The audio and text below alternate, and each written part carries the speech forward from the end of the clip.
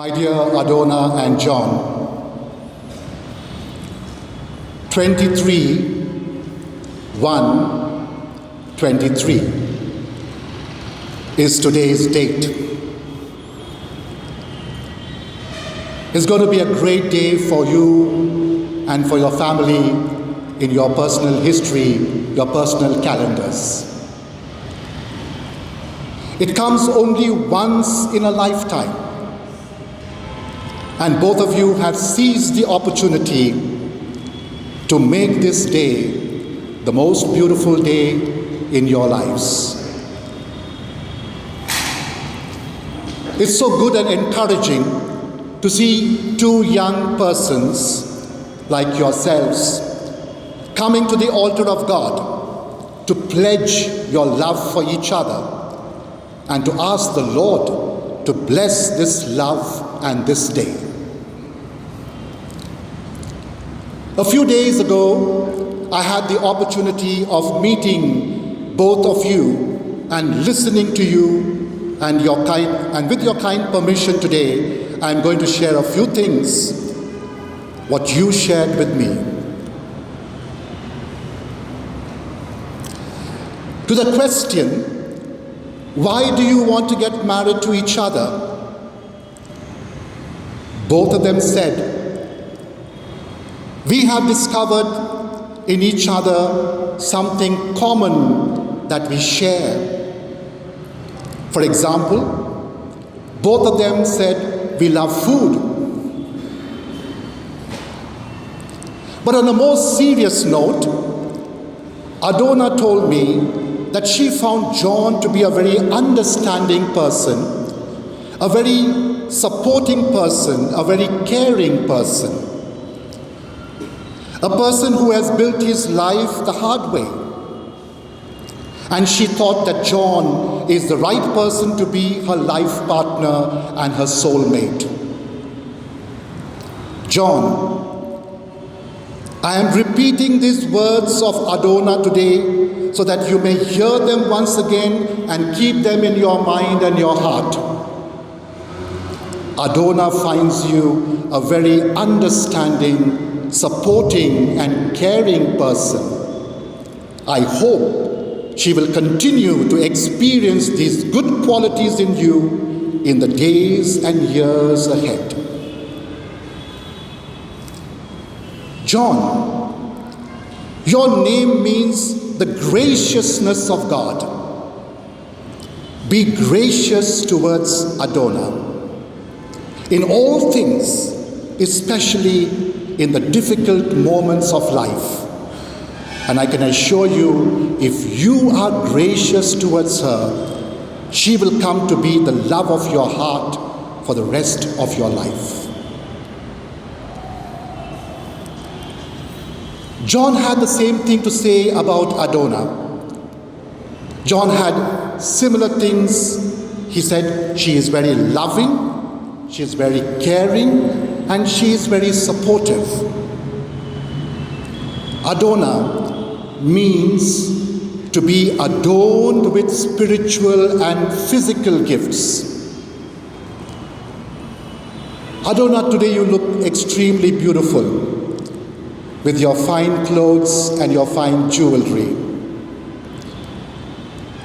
But I hope that you will also adorn yourself with the beautiful qualities that John has seen in you, namely to be a loving, caring, and supporting person.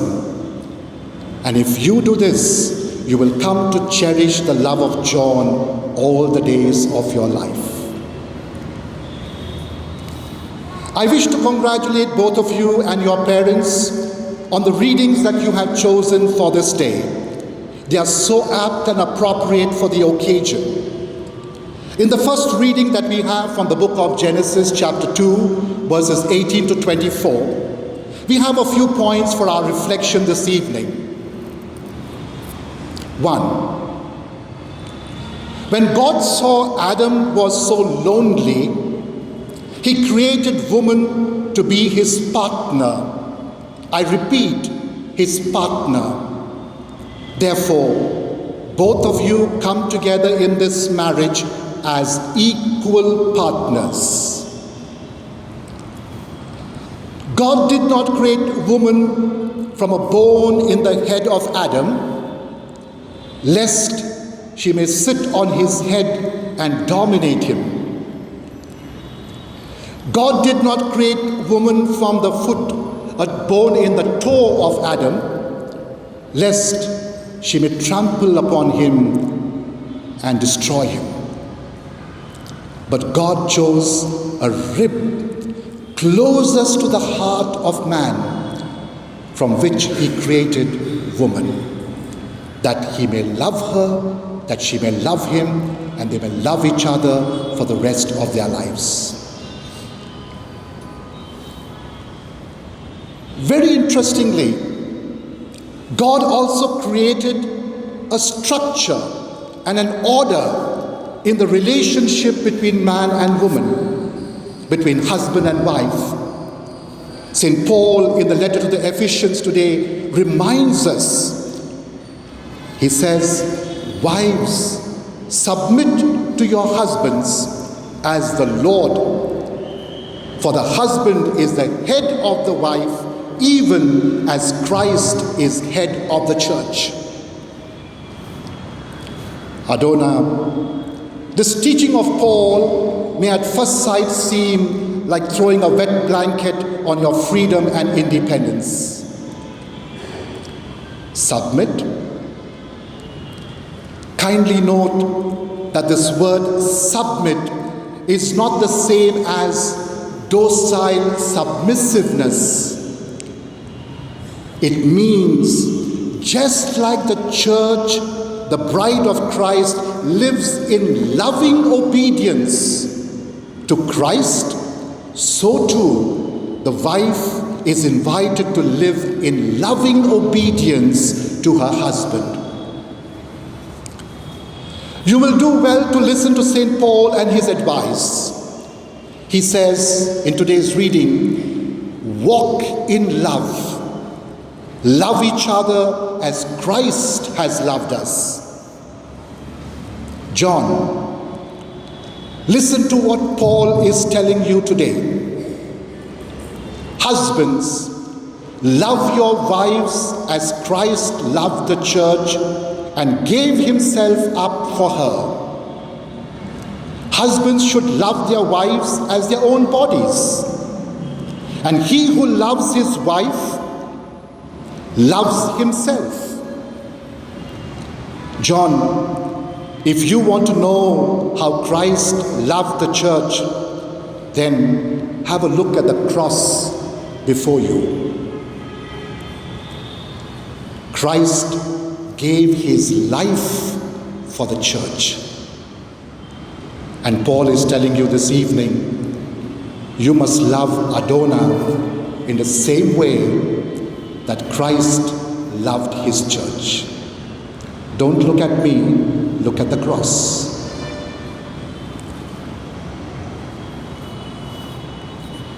I'm sure Paul has given both of you a plate full to think about and to reflect upon for the days to come. Second, the passage from the book of Genesis, bone of my bone and flesh of my flesh. And that is why a man and woman must leave their father and their mother and cling to each other. One of the major problems, my dear friends, in today's world, and particularly for young married couples, is this. Parents, fathers and mothers want to accompany their sons and daughters into their marriage, just like they once accompanied them to the KG class. And this has become a source of problems and conflicts. While your children make their married vows today, you parents must also take a promise in your heart not to call them every day to find out What did she cook for you? What's your plans for tomorrow? Did he take you out for a walk? Did he buy you a gift on your birthday? Was it really an expensive gift? Was it like the idlis and dosas that I made for you? Leave them alone.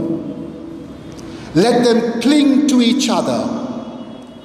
Give them the space to live their lives.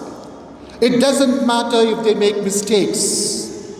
Treat them as adults and allow them to build their married lives together. Support and encourage them when they need help, but avoid interfering in their personal lives on a daily basis.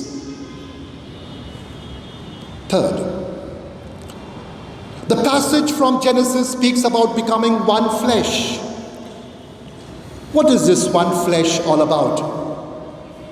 God envisaged that husband and wife should become one in all dimensions of life.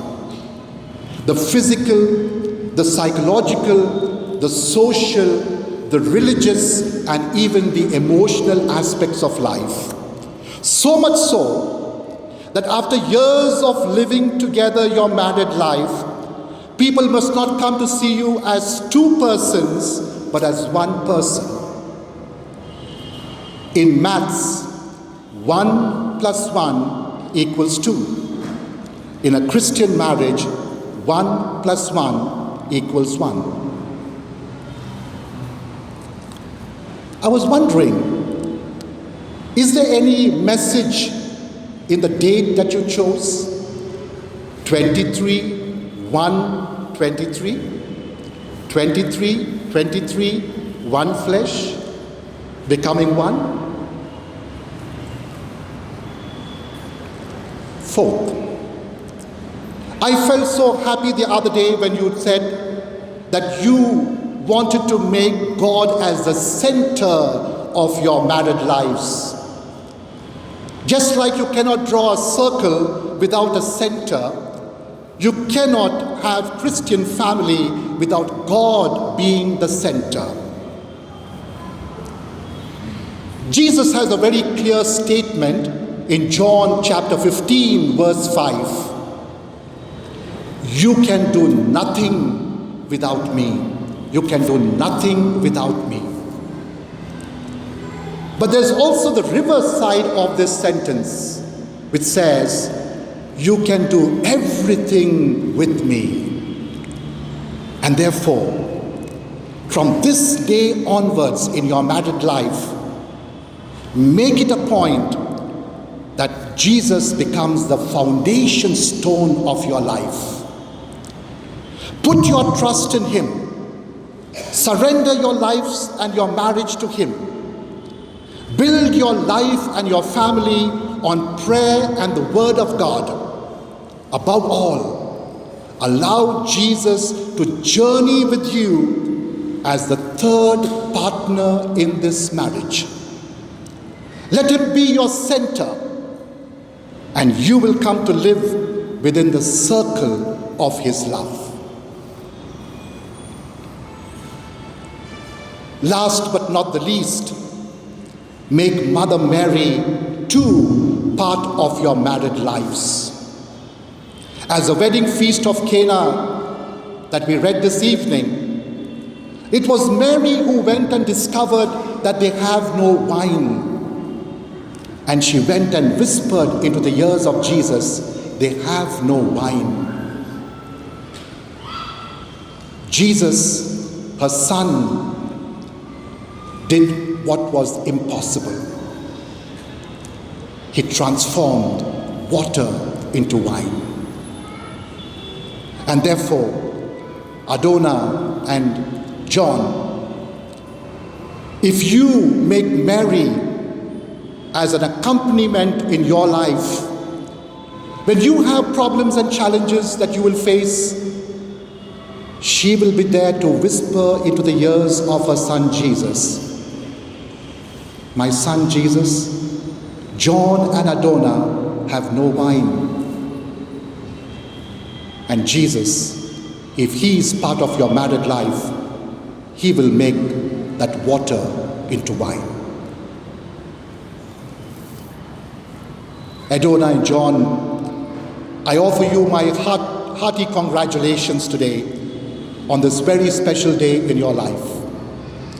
May this day be truly a joy-filled day for you and for your families. And may this joy continue to flow in your lives each day, all the days of your life. May God bless you abundantly.